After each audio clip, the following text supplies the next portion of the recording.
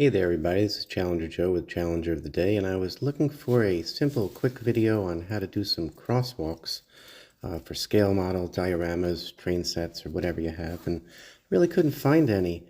I was kind of surprised, so I decided I'll just make one myself, and I did some testing yesterday.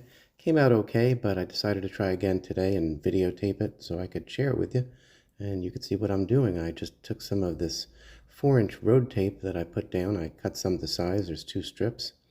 And then I bought some masking tape. I'm going to apply it. It's about a 1/4 inch thick, so I was able to use the measurements on this board, which I picked up for about $1.25 at the dollar store, which I guess they're going to have to rename. And I just measured it out. I got it pretty even so that the spaces in between the tape are even. That's the most important part. The tape is going to be pretty straight, but it's the spaces in between that we want to paint white. And it's best to do this actually on the road. I was planning on doing it on the board here, cutting it, and then applying this piece of tape to the spot in the track or the diorama where I was going to put the crosswalk.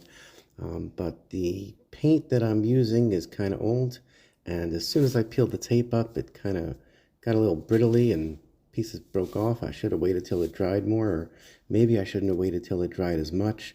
I'm not sure. In the future, I'll do it right on the spot where I'm going to do it. I'll just have to pre-cut these pieces of tape to size so I'm not cutting on the work area, because it'll actually be the track or the diorama surface. This tape worked exceptionally well. I was kind of surprised.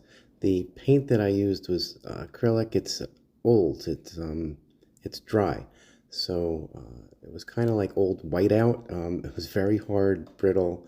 Even just putting it on, you can see it's not spreading out very easily. I had to do a couple of layers just because the brush itself was wiping off the paint as I applied it. But for the most part, I'm going to try again with a paint marker. I've got a Sharpie marker coming in white, and I think it's acrylic too. We'll see how that does on the other section that I taped off there. This section, as soon as I get all the paint on, I'm going to peel the masking tape off so you can see how it turns out.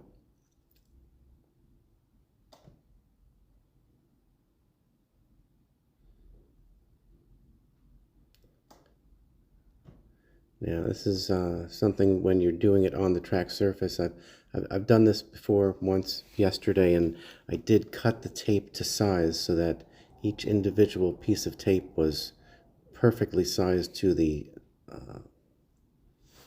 piece that I wanted to tape off, and the masking tape is going to come right off. It's not going to hurt anything, and you can see this tape's a little long. It's not coming off easy. When the tape is shorter, it pulls off much easier. I will also let you know how the Sharpie marker works out. Hey, this is Challenger Joe with Challenger Today. Thank you for joining me here. I hope you all have a great day, all day, every day. Think positive, be positive, go forward. Check out challengerjoe.com for diecast. Check out challengeroftheday.com, and please like, comment, follow, subscribe, all that good stuff. Thank you very much.